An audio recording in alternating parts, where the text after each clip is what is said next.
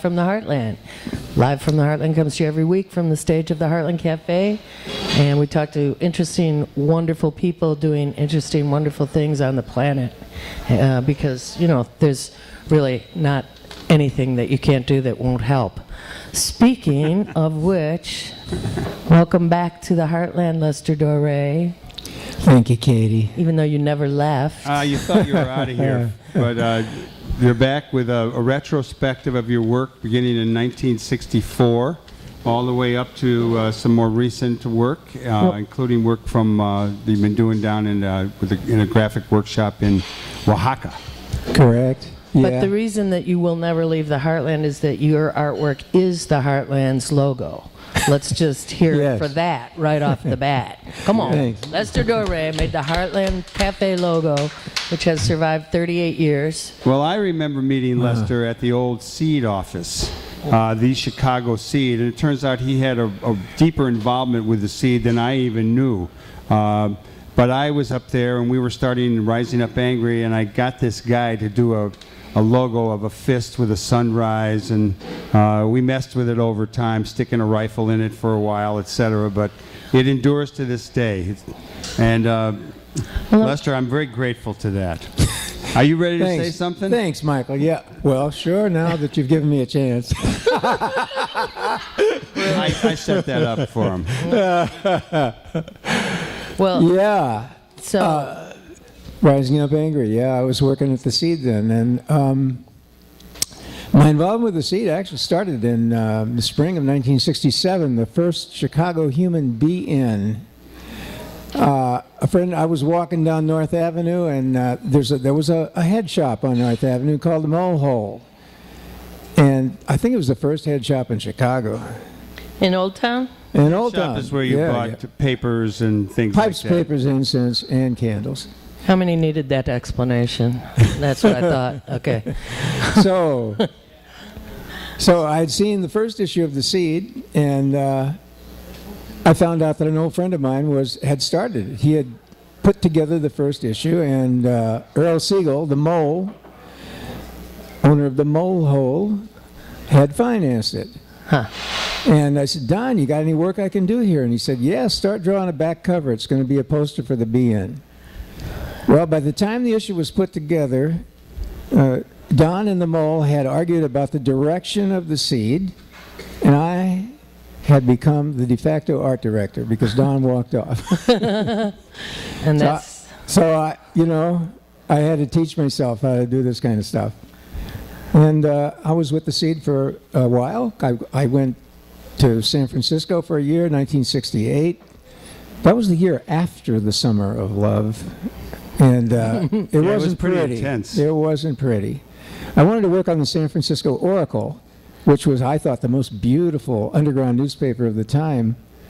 But by the time I got there, things were kind of falling apart. And within a couple of months, the Speed Freaks had come in and stolen all the typewriters, everything that wasn't nailed down. Charlie Manson and a group of his followers were having a sit-in in one of the rooms of the office, protesting the Oracle not wanting to print some of his writing. Of course, nobody knew then. Was that before the... Yeah. It was Oh, my before. God. Yeah, oh yeah. And so that was the end of the Oracle. Wow. But I stayed in San Francisco and did some work for Travis Rivers, who managed the band Mother Earth, and eventually I came back to Chicago and went back to work on the Seed. Well, even before the Seed, I got to share this thing. You could fill it in, but Lester comes out of Tulsa, Oklahoma. I think he was born in Port Arthur, Texas.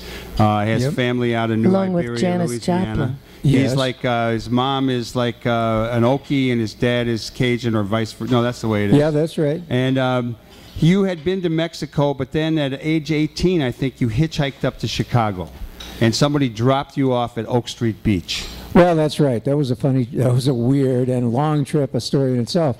But yeah, I arrived in Chicago with a friend of mine, and we had about 10 cents between us. I think that was right. I think you could still make pay phone calls with a dime. So who'd you call? Well, my friend called a friend of his who he knew on the South Side from a college, and He didn't answer. So you slept on the beach? So we just sat on a bench all night, and the next day we got a hold of him, and I worked as a dishwasher, and working as a dishwasher is always good because at least you get fed, So yeah, that was my beginning in Chicago. I met Joffrey Stewart, because we ended up on North Avenue.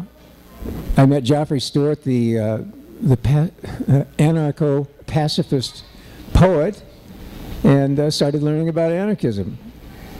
And the industrial workers of the world. And then, yes, and I met Bob Greene and Franklin Rosemont and Tor Fagry, other people who were involved in the IWW. Got my red card. And what about that Bugs Bunny Gallery? Yes. That was an interesting scene, as I recall. The Bugs Bunny Gallery. Yeah, well, when I came back from that trip to San Francisco, I was living in the Bugs Bunny Gallery with a friend, and I remember it being like you walked into, it's like going to the fun house at an amusement park in the old days. I mean, it was like being inside of sculpture. It was kind of a wild place. Yeah, it was. It was a beautiful place.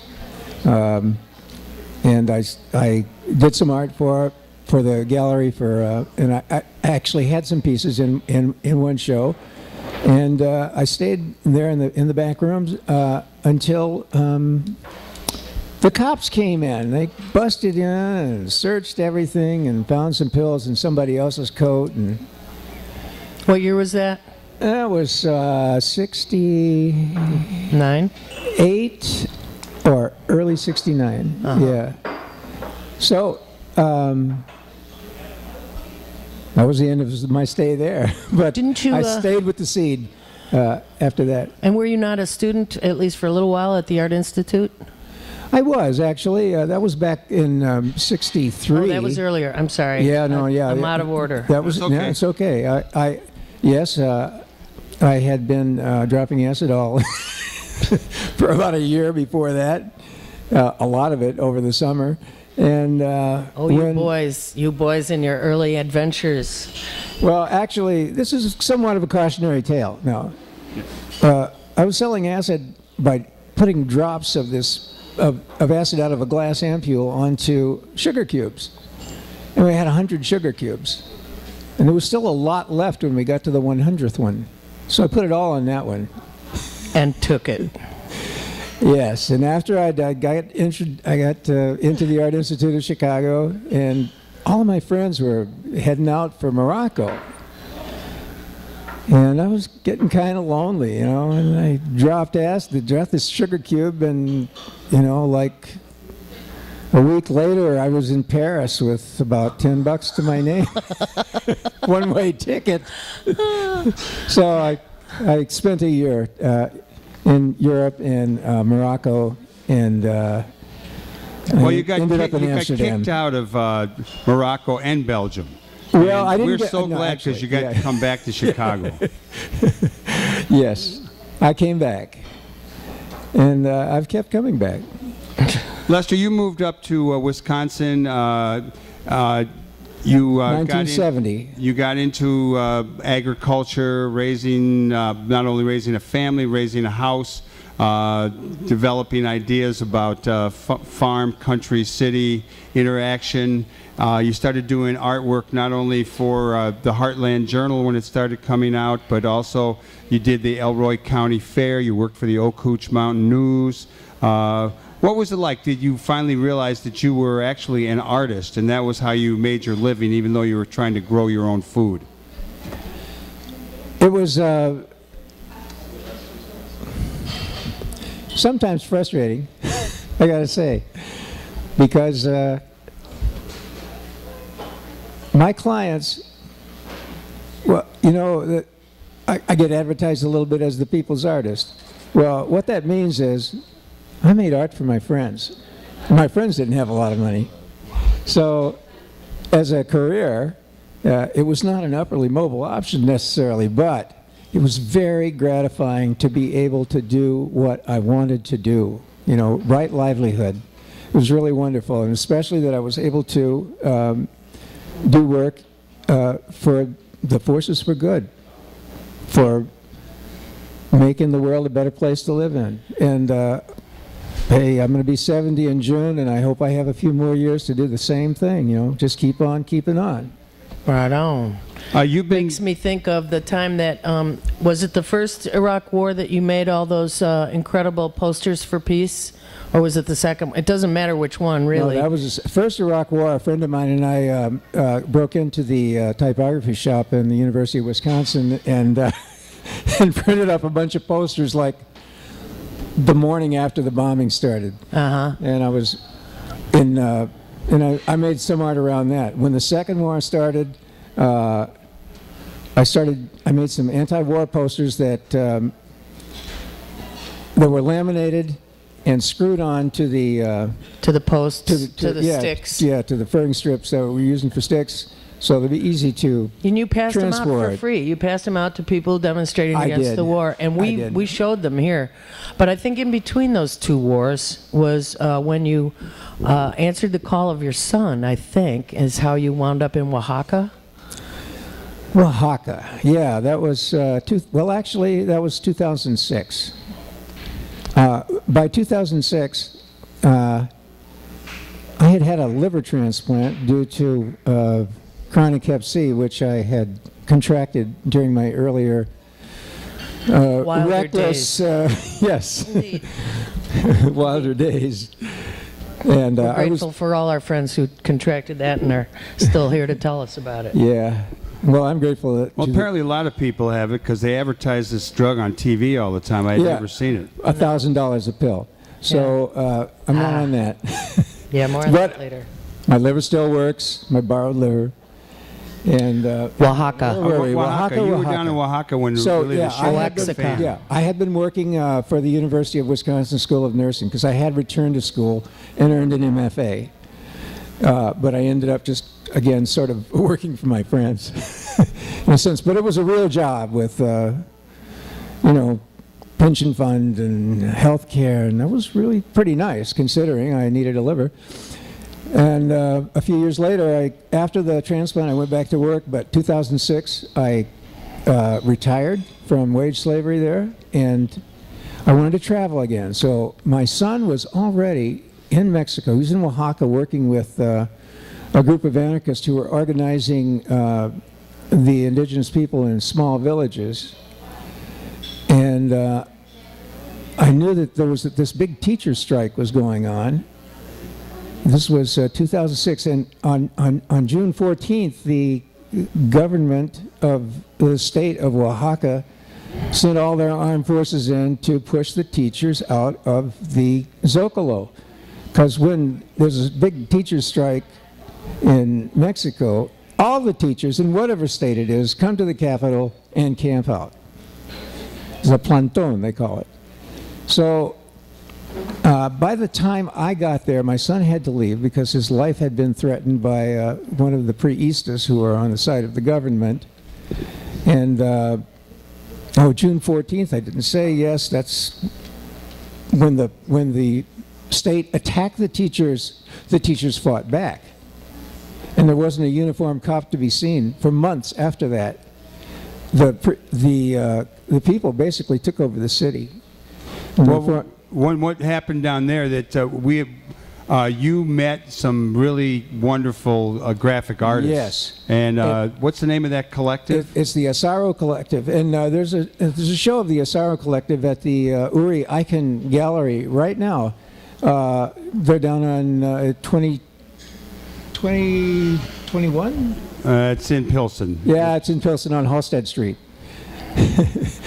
So I met these guys. They were doing these wonderful large woodcuts, and which knocked me out because I like to make woodcuts myself, and I had done some study of Mexican art history, and the work was very much like the Taller Gráfica Popular, which was a Mexican political art collective that had begun in the 1930s and done just the most powerful political graphic art that I had ever seen. And when I saw these guys' posters, I thought, wow, the TGP is reborn.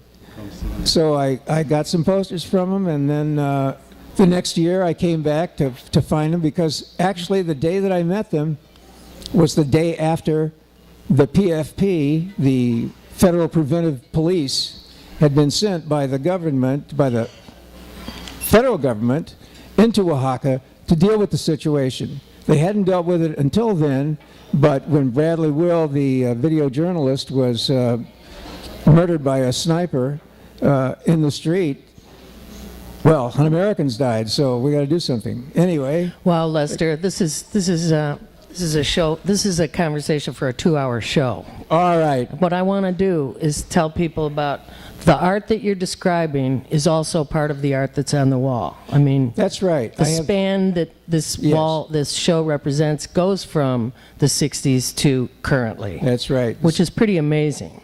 The seed, stuff for Fred Hampton, rolling paper package design. Which I love. The 1.5 rolling papers.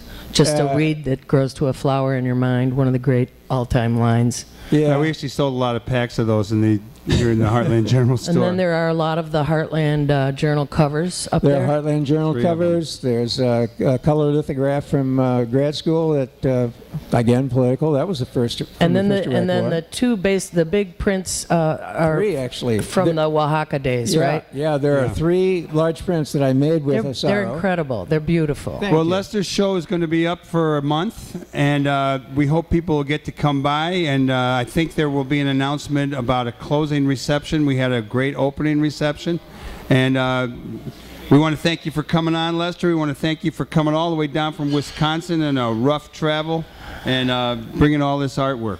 Rough travel? What was it, in a covered he was wagon? With me. He was riding with me. All right. And I want to thank Tom, the current Heartland owner, for his agreeing to let me have my retrospective here in the Heartland Café, because where else really could I have had it? This is great. Let's have a big round of applause for Lester DORE. We're going to hear a little music, and we're going to have a whole troupe of the Free Street Theater coming on up.